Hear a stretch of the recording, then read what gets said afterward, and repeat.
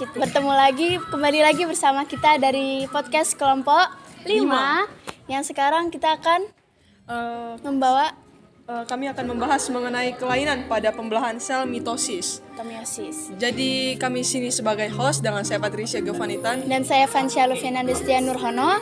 Kami di sini akan mendatangkan sebuah tamu yang sangat-sangat spesial dari Rumah Sakit Mitra Keluarga Group. Yes, kita Mari kita hadirkan. sambut.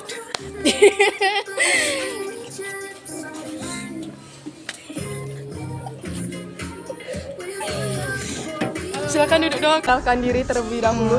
Jadi, halo guys, perkenalkan nama saya Kairnisa Alroli Sadrina sebagai dokter. Nama saya Fatia Rizky sebagai dokter di rumah sakit. Baik dok, hari ini materi kita itu tentang kelainan pada pembelahan sel mitosis. Kira-kira dok, sindrom apa aja ya yang ada di kelainan pembelahan sel mitosis ini?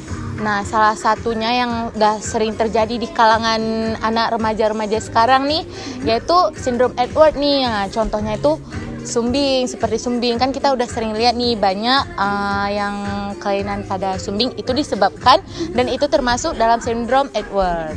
Oh, saya pernah mencari tentang penyakit ini dok. Ini termasuk penyakit yang sangat langka.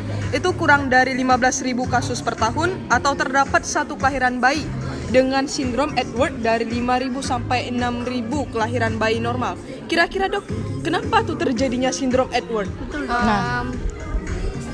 Sindrom Edward ini terjadi karena air ketuban yang lebih, karena banyaknya dari normal yang disebabkan oleh kelainan pada refleks menelan janin pada rahim.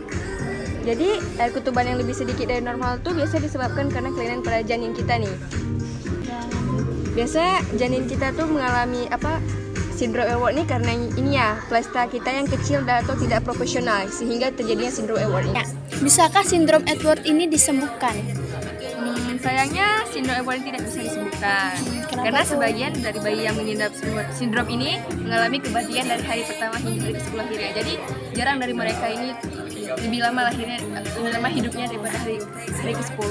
Makanya bisa dibilang ini belum bisa disembuhin ya, karena kemungkinan hidupnya masih kecil kali. Kami juga masih belum menemukan metodenya. Kalaupun bisa disembuhkan, itu nggak sembuh sempurna. Jadi memang sampai sekarang dari kesehatan medis belum menemukan yang penyembuhan sempurna untuk sindrom Edward ini. Gitu. Makanya jadi kalau ada lingkungan kalian yang mengalami sindrom Edward ini, kita harus mendukung keluarganya, karena bagi keluarga atau kerabat itu pasti mereka sangat tertekan karena memiliki bayi yang mengalami sindrom Edward. Baik dok. Ini udah membuka kita tentang sindrom Edward, udah tahu kita tentang kayak gimana caranya sembuhkannya, rupanya nggak bisa disembuhkan. Faktor terjadinya, salah satu faktor yang lumayan besar berpengaruh itu karena kehamilan yang tua. Nah, kalau misalnya kita hamil dalam usia yang tua, itu akan lebih rentan mengalami sindrom Edward ini. Itu makanya air ketuban yang pecah, ya kan dok? Gitu. Kalau kalian mau mengetahui kandungan kalian mengalami gejala-gejalanya, itu ada bisa menjadi mengalami gangguan makan, kayak misalnya nggak suka makan yang kecil kali gitu kan, ataupun mengalami gagal jantung. Jadi pencegahan sindrom Edward ini tidak dapat dicegah. Jadi kita emang harus tanya dengan dokter itu, kita nggak bisa tentuin sendiri. Harus tanya dengan dokter terdekat ya. Pencegahannya itu harus dari dalam janin kita itu. Jadi sebaik mungkin waktu kita hamil tuh kita harus menjaga kayak dengan pola makan yang sehat, tidur yang teratur, pokoknya aktivitas baik. Gitu. Berarti dok, setelah kita menjaga pada saat di janin itu, kekurangan terjadinya sindrom ini sangat kecil ya gitu. Tapi kan itu juga kemungkinan faktor dari genetik juga bisa, dan takdir dari Tuhan yang Maha Kuasa. Kita hanya bisa mencegah supaya tidak terjadi seperti itu. Udah lumayan ya sih tentang sindrom Edward ini. Jadi Baik dok. Mungkin inilah yang bisa kita ketahui tentang sindrom Edward. Sedikit demi sedikit kita udah tahu dari dokter. Terima kasih banyak ya dok. Terima kasih banyak dokter. Terima kasih atas infonya semuanya. Iya, sangat menyenangkan. Terima kasih ya dokter. Terima kasih. Kita akan kita mendatangkan 2 dokter lagi yang dimana ini akan membahas kelainan mitosis yang lain. Jadi kita hadirkan pada 2 dokter tersebut. Selamat datang dok. Silahkan. Perkenalkan, nama saya Muhammad Haidar. Saya lulusan dari FK UGM. Perkenalkan, nama saya Dr. Zainur Risa, Escape, lulusan dari University of Cambridge Medical School atau FK dari Cambridge. Waduh dok, berarti bahasa Inggrisnya bagus banget dong dok. Oh, jelas. Kita tes ya dah. Kita langsung ke topik ini. Silahkan Vanisha. Baik. Sekarang kita akan bahas tentang sindrom Jacob. Yang saya ketahui, sindrom Jacob adalah kelainan genetik yang terjadi karena adanya mutasi gen pada pria. Nah, saya mau bertanya pada dokter, kelainan apa yang terjadi pada sindrom Jacob tersebut? Ya, baik. Pria memiliki sebenarnya 46 kromosom di dalam tubuhnya. Namun, penderita sindrom Jacob memiliki kelebihan 1 kromosom, menjadi 47 kromosom. Meski termasuk dalam kondisi langka, sindrom Jacob perlu tetap diwaspadai. Oh, jadi kemungkinan cuma cowok aja atau pria aja yang mengalami sindrom Jacob tersebut ya? Kemungkinan lebih besar di pria. Baik, Dokter Zain. Iya. Kira-kira gejalanya apa aja ya dok dari sindrom Jacob ini? Nah, yang perlu kita ketahui, ini sebenarnya gejalanya nih banyak sekali dan bisa secara umum kita lihat dengan kasat mata. Nah, gejala sindrom Jacob ini pada setiap penderitanya berbeda-beda, tergantung dari usianya berapa. Contohnya dari usia remaja, anak-anak, balita, dan dewasa. Nah, contohnya berikut adalah masing-masing contohnya. Itu contohnya ialah kesulitan untuk fokus pada hal tertentu atau ADHD. Jadi dok, itu kan gejalanya sangat sulit ya kita prediksi kalau dia tuh terkena sindrom Jacob apa enggak. Jadi ada nggak dok itu gejala secara fisiknya gitu? Jalannya. Ya, mungkin secara fisiknya bisa kita lihat dari mikrosefali atau di mana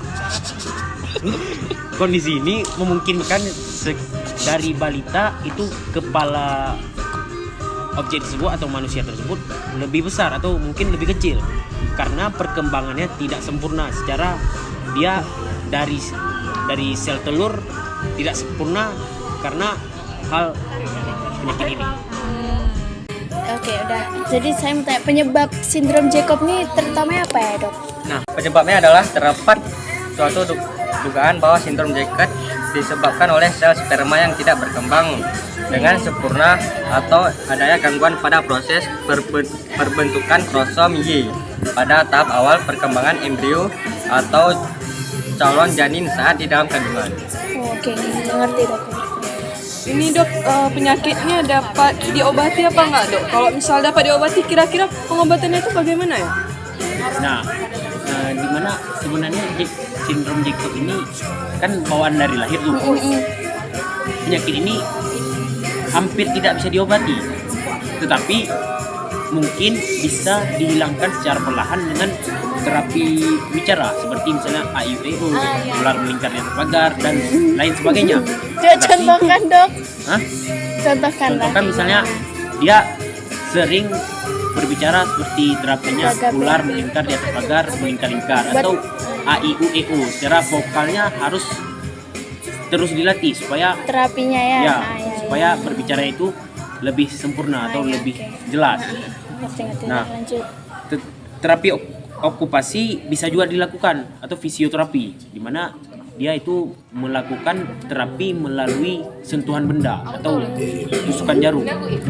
Nah, sementara itu khusus bagi pasien dewasa biasanya memerlukan penanganan dari dokter andrologi untuk mengatasi gangguan kesuburan. Nah, yang perlu kita tahu kalau penyakit Jacob syndrome ini pada dewasa itu dapat mempengaruhi kesuburan pada pihak wanitanya.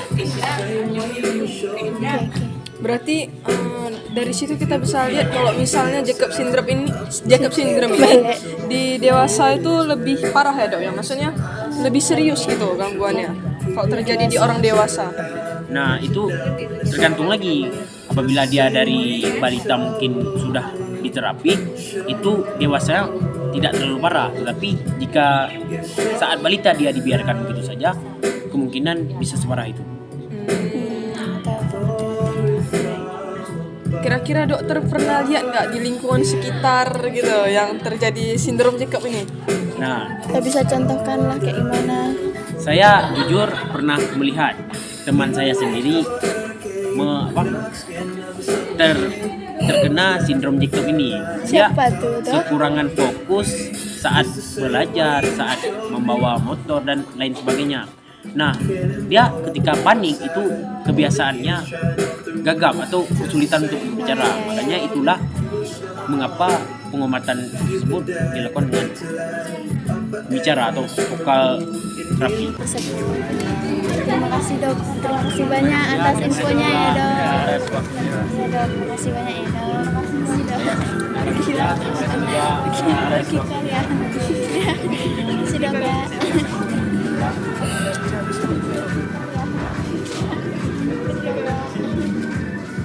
Jadi guys, ini informasi yang dapat kami sampaikan melalui kelainan pada pembelahan sel mitosis. Baik, mari kita datangkan kembali dokter-dokter yang tadi. Betul. Kami silahkan dokter-dokternya.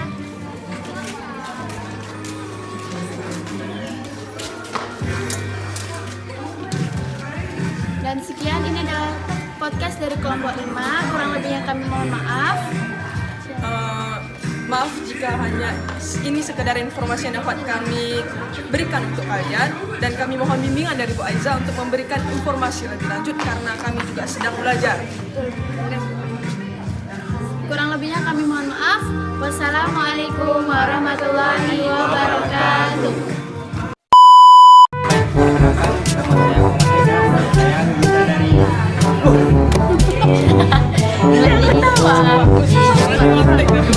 Sekedar informasi yang dapat kami berikan untuk kalian, dan kami mohon bimbingan dari Bu Aiza untuk memberikan informasi lebih lanjut karena kami juga sedang belajar.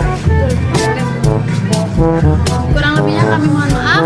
Wassalamualaikum warahmatullahi wabarakatuh. Tadi Nur ngomong Nur. Doakan saya supaya lulus University Toto Belan.